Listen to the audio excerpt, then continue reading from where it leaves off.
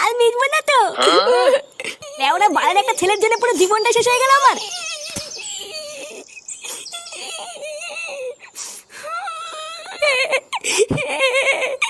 বালা আমাকে এইভাবে মারলো। লেওরা আমি কি মানুষ না নাকি?